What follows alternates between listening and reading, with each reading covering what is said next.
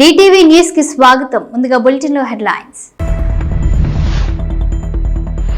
జనసేనలోకి తమ్మినేని సీతారాం వట్టి పుకార్లేనని కొట్టి పారేసిన మాజీ స్పీకర్. జగిత్యాలలో పోలీసులపై యువకుల దౌర్జన్యం. గంటల వ్యవధిలో పోలీస్ స్టేషన్ నుండి బయటకు వచ్చిన నిందితులు. నెల్లూరు పోలీస్ క్రీడా మైదానంలో మొదలైన దేహదారుఢ్య పరీక్షలు పరిశీలించిన నెల్లూరు జిల్లా ఎస్పీ జి కృష్ణకాంత్. అసెంబ్లీలో మాజీ ప్రధాని మన్మోహన్ సింగ్ మృతికి సంతాపం ప్రకటించిన ముఖ్యమంత్రి రేవంత్ రెడ్డి. ఆర్థిక నిపుణుడిని కోల్పోయామన్న సీఎం. ఏపీలో జనసేనలో చేరాల్సిన అవసరం లేదని వైసీపీ నేత తమ్మినేని సీతారాం అన్నారు. నేను పార్టీ మారుతున్నానన్న వార్తలు అవాస్తవం. నా కుమారుడు ఆసుపత్రిలో ఉండడంతో పార్టీ కార్యక్రమాలకు దూరంగా ఉంటున్న ప్రతి విషయాన్ని భూతద్దంలో పెట్టి చూడడం ఆపండి అని తమ్మినేని వ్యాఖ్యానించారు. కాగా తమ్మినేని ప్రాతినిధ్యం వహిస్తున్న ఆమదాల వలసకు కొత్త ఇన్ఛార్జిని పెట్టడంతో పార్టీపై ఆయన గుర్రుగా ఉన్నట్లు ప్రచారం జరుగుతుంది.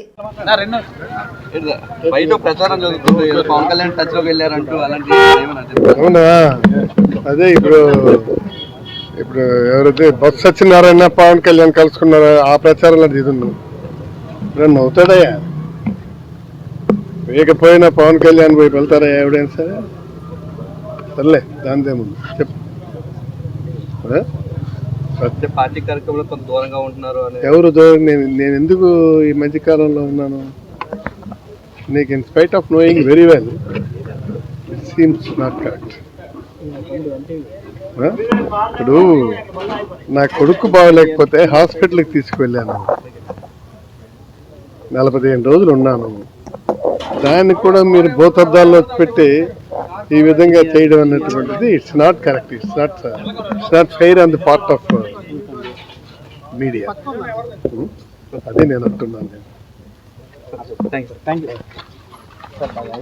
తెలంగాణలో లా అండ్ ఆర్డర్ పరిస్థితి ఎలా ఉందంటే ఏకంగా పోలీసుల మీద దాడి చేసిన ఆకతాయిలను గంటల్లో విడిపించుకొని పోయేంత జగిత్యాల జిల్లా కేంద్రంలో రెచ్చిపోతున్నారు.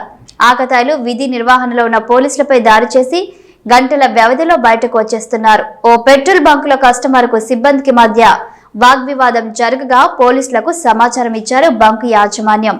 విచారణకు వచ్చిన పోలీసులపై దాడికి పాల్పడి పెట్రోల్ బంకుల విధ్వంసానికి యత్నించారు ఇద్దరు వ్యక్తులు. విధులకు ఆటంకం కలిగించారని బోదుకాని శేఖర్, తమ్మ గంగారంలపై కేసు నమోదు చేశారు టౌన్ ఎస్ఐ గీత. ఇద్దరిలో ఒకరు ఎమ్మెల్యే సంజయ్ కుమార్ మనిషి కావడంతో పోలీసులపై ఒత్తిడి చేసి తమ మనుషులను విడిపించుకొని పోయారట ఎమ్మెల్యే. పోలీస్ కానిస్టేబుల్ నియామకాలకు నెల్లూరు పోలీస్ క్రీడా మైదానంలో మొదలైన దేహదారుఢ్య పరీక్షలు, క్రీడా పోటీలు, నియామకాలను పరిశీలించిన నెల్లూరు జిల్లా ఎస్పీ జి కృష్ణకాంత్. ఈ సందర్భంగా జిల్లా ఎస్పీ జి కృష్ణకాంత్ మాట్లాడుతూ Andhra Pradesh police constable recruitment board వారు ఈ రోజు నుండి జనవరి 8వ తేదీ వరకు నిర్వహించు పోలీసు దేహదారుఢ్య పరీక్షల్లో పాల్గొనేందుకు నెల్లూరు జిల్లాకు 4000 మందికి పైగా అభ్యర్థులకు అలాట్మెంట్ ఇచ్చారని, రోజుకు సుమారు 600 మంది వరకు అభ్యర్థులు ఈ దేహదారుఢ్య పరీక్షల్లో పాల్గొంటారని, హై జంప్, లాంగ్ జంప్, 100 మీటర్లు, 1600 మీటర్లు పరుగు పందాలు లాంటివి నిర్వహిస్తున్నామని, పారదర్శకంగా పోలీసు దేహదారుఢ్య నియామకాలు జరుగుతున్నాయని, ఎవరైనా డబ్బులు ఇస్తే నియామకాల్లో చోటు కల్పిస్తామని, ఉద్యోగాలు ఇప్పిస్తామని చెప్తే నమ్మవద్దని, ఎటువంటి ప్రలోభాలకు అవకతవకలకు అవకాశం లేకుండా నిష్పక్షపాతంగా అభ్యర్థులు నియామక ప్రక్రియ కొనసాగుతుందని జిల్లా ఎస్పీ జి కృష్ణకాంత్ తెలియజేశారు.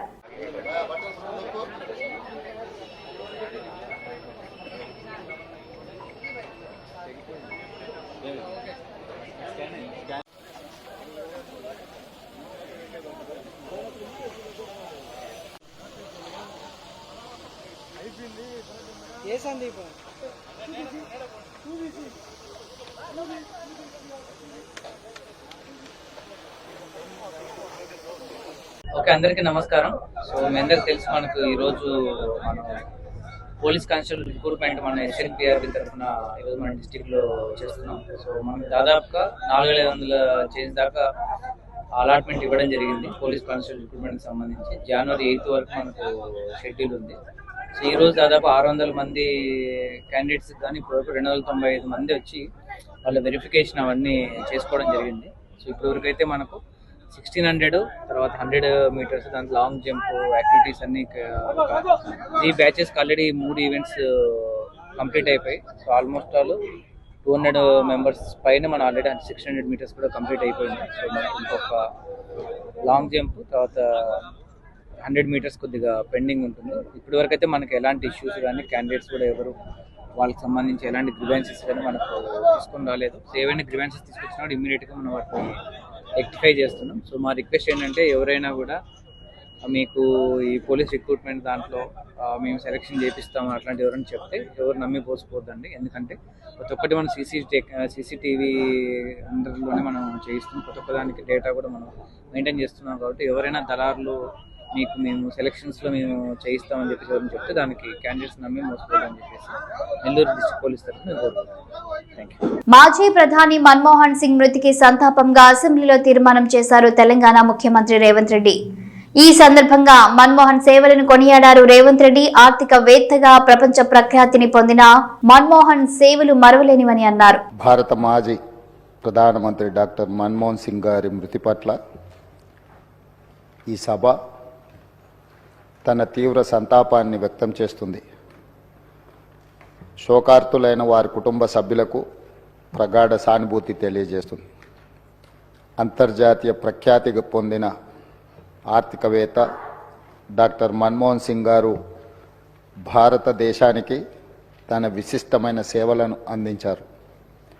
కేంద్ర ప్రభుత్వ ప్రధాన ఆర్థిక సలహాదారుగా, భారత రిజర్వ్ బ్యాంక్ గవర్నర్గా, ప్రణాళికా సంఘం డెప్యూటీ చైర్పర్సన్గా, కేంద్ర ఆర్థిక మంత్రిగా, భారత ప్రధానమంత్రిగా ఆయన వివిధ హోదాలలో తన సేవలను ఈ దేశానికి అందించారు. డాక్టర్ మన్మోహన్ సింగ్ గారు మన దేశంలో ఆర్థిక సంస్కరణలను రూపశిల్పి. 1991 మరియు 96 మధ్య కేంద్ర ఆర్థిక మంత్రిగా ఉన్నప్పుడు భారత ఆర్థిక వ్యవస్థను సరళీకరించి ఆర్థిక స్థితిగతుల దిశను మార్చే నిర్మాణాత్మక సంస్కరణలను అమలు చేయడంలో కీలక పాత్ర పోషించారు. ప్రపంచీకరణ, సరళీకరణ, ప్రైవేటీకరణ విధానాలతో అంతర్జాతీయ స్థాయిలో భారత ఆర్థిక వ్యవస్థను సుస్థిరంగా నిలబడేలా చేయగలిగారు. 2004 మరియు 2014 మధ్య భారత ప్రధానమంత్రిగా ఉన్న మన్మోహన్ సింగ్ గారు తన పదవీ కాలంలో ఎన్నో చారిత్రాత్మకమైన సామాజిక కార్యక్రమాలకు శ్రీకారం చుట్టారు. కూలీలకు ఉపాధి కల్పించే మహాత్మా గాంధీ జాతీయ గ్రామీణ ఉపాధి హామీ చట్టం, పరిపాలనలో పారదర్శకతను చాటి చెప్పే సమాచార హక్కు చట్టం, ప్రజారోగ్యానికి ప్రాధాన్యం ఇచ్చిన జాతీయ గ్రామీణ ఆరోగ్య మిషన్ ప్రారంభించారు. అందరికీ ఆధార్ కార్డు లాంటి సామాజిక విప్లవాత్మక కార్యక్రమాలను ఆయన హయాంలోనే మొదలయ్యాయి. 4 కోట్ల తెలంగాణ రాష్ట్ర ప్రజలు డాక్టర్ మన్మోహన్ సింగ్ గారికి ఎంతో రుణపడి ఉన్నారు. ఆయన ప్రధానమంత్రిగా ఉన్నప్పుడే తెలంగాణ రాష్ట్ర ఏర్పాటుకు మార్గం సుగమమైంది. 2014లో ఆంధ్రప్రదేశ్ రాష్ట్ర పునర్వ్యవస్థీకరణ చట్టాన్ని పార్లమెంట్ ఆమోదించింది. ఎన్నో ఏండ్ల పోరాటం ఫలించి తెలంగాణ రాష్ట్రం ఏర్పడింది. మన్మోహన్ సింగ్ గారు మన దేశానికి, ముఖ్యంగా తెలంగాణకు చేసిన సేవలకు ఈ సభ అపారమైన కృతజ్ఞతలను తెలియజేస్తుంది. ఆర్థిక రంగంలో దేశానికి ఆయన మార్గదర్శి, భవిష్యత్ తరాలకు ఆదర్శప్రాయమైన నాయకుడు డాక్టర్ మన్మోహన్ సింగ్ గారు. ఆధునిక భారతదేశాన్ని ప్రపంచ స్థాయిలో మేటి దేశంగా నిలబెట్టేందుకు ఆయన చూపిన దార్శనికత, ఆయన చేసిన కృషిని అందరూ గుర్తించుకోవాలి, భావి తరాలు స్మరించుకోవాలి. భారత మాజీ ప్రధాని డాక్టర్ మన్మోహన్ సింగ్ గారికి అత్యున్నత పురస్కారం భారత రత్నను ప్రదానం చేయాలని కేంద్ర ప్రభుత్వాన్ని కోరుతూ ఈ సభ తీర్మానం చేస్తుంది. సమయంలో వారి అనుభవాన్ని కంప్లీట్గా, ముఖ్యంగా మనం ఇక్కడ గుర్తు చేసుకోవాల్సింది, డాక్టర్ మన్మోహన్ సింగ్ గారికి అత్యంత సన్నిహితుడుగా, అత్యంత నమ్మకమైన సహచరుడుగా జైపాల్ రెడ్డి గారు కొనసాగినారు.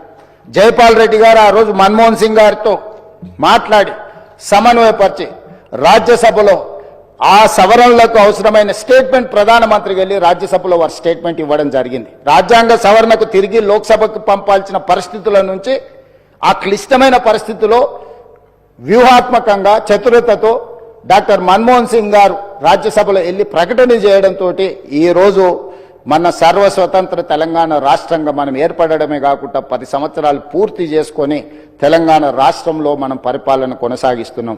కాబట్టి ఈరోజు వారితో తెలంగాణకున్న ఈ బంధము మనం ఎప్పటికీ మర్చిపోలేనిది.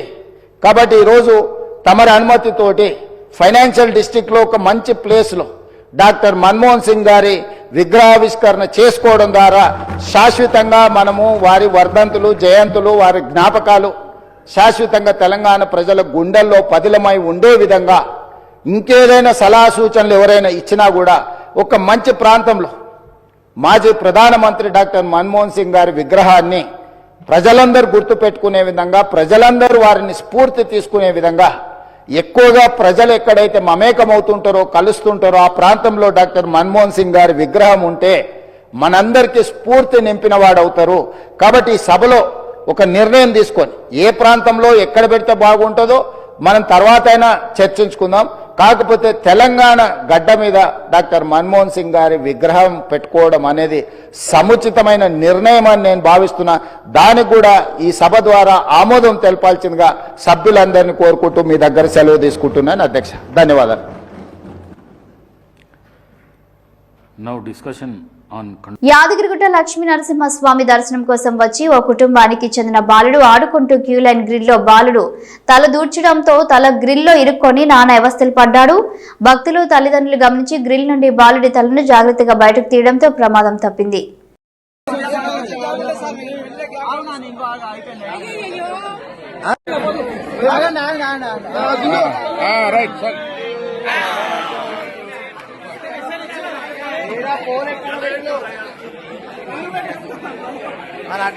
గుంటూరు జిల్లా లాలాపేట పోలీస్ స్టేషన్ పరిధిలో బంగారం దొంగతనం జరిగింది. తాను మూగా చెవిటి అంటూ పెద్దపుల్లి సందు బంగారం షాపులోకి ప్రవేశించిన ఓ వ్యక్తి వ్యాపారస్తుడిని మాటల్లో పెట్టి 208 గ్రాముల బంగారాన్ని కొట్టేశాడు. సుమారు 15 లక్షలు విలువ చేసే బంగారంను చోరీ చేశాడు ఈ మాయగాడు.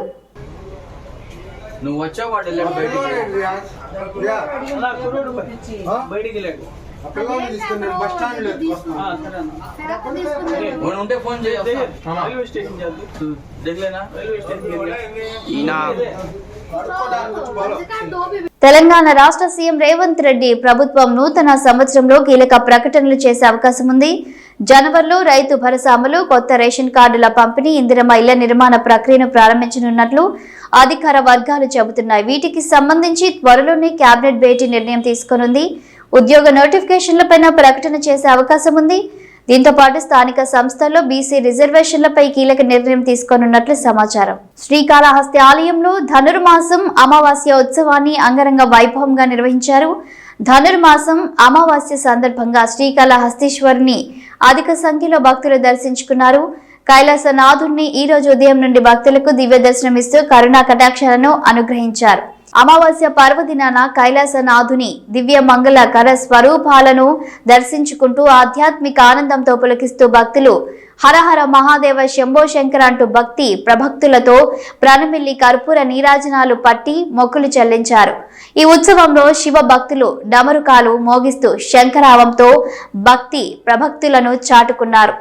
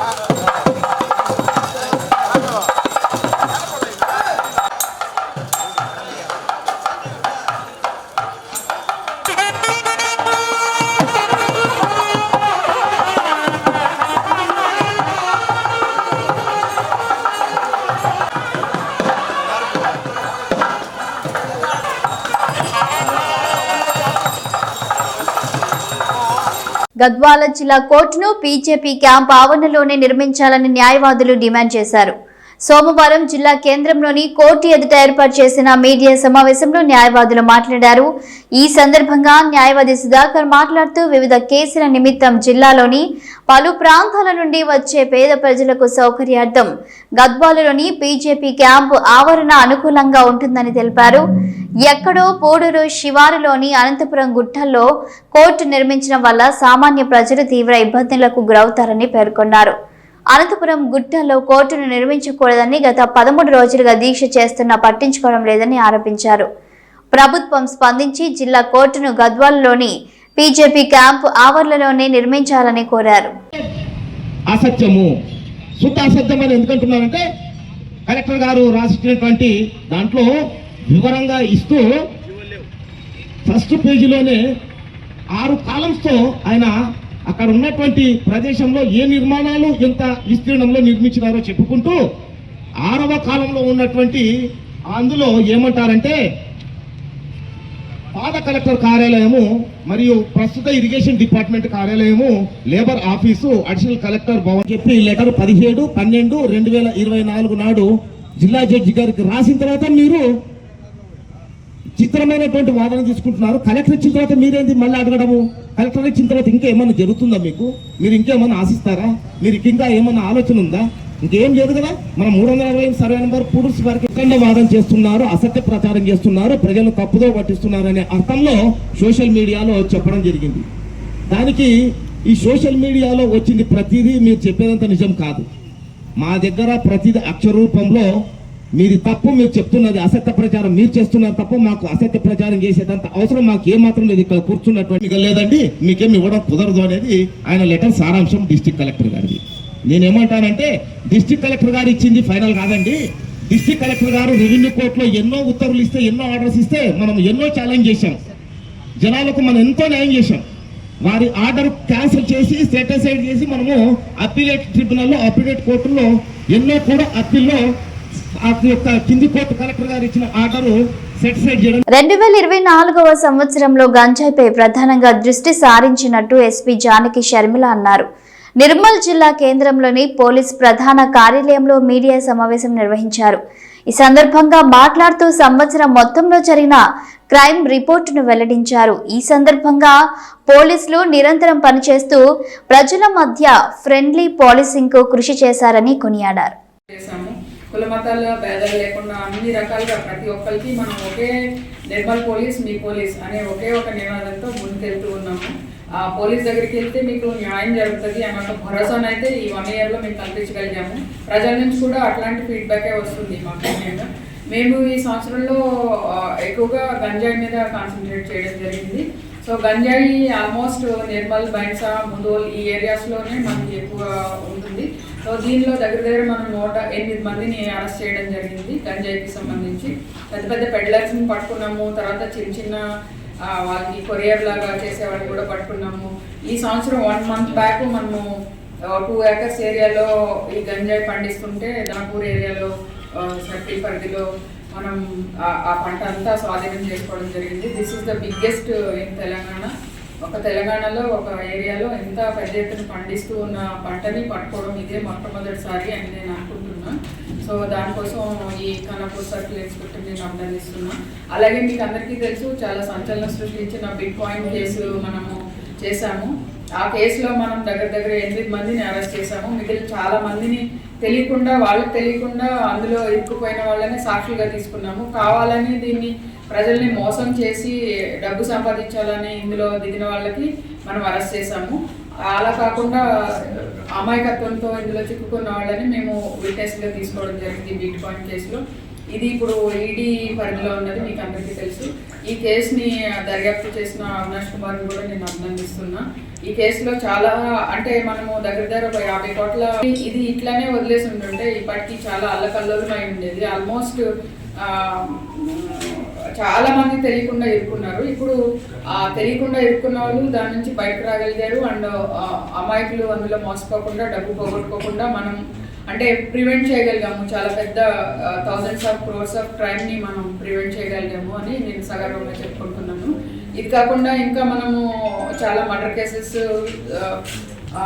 ముఖ్యంగా బాసరా పరిధిలో ఒక డెడ్ బాడీ మొత్తం కాలిపోయి అసలు ఐడెంటిటీ తెలియలేకుండా ఉన్న ఒక డెడ్ బాడీని చాలా చక్కగా చేశారు.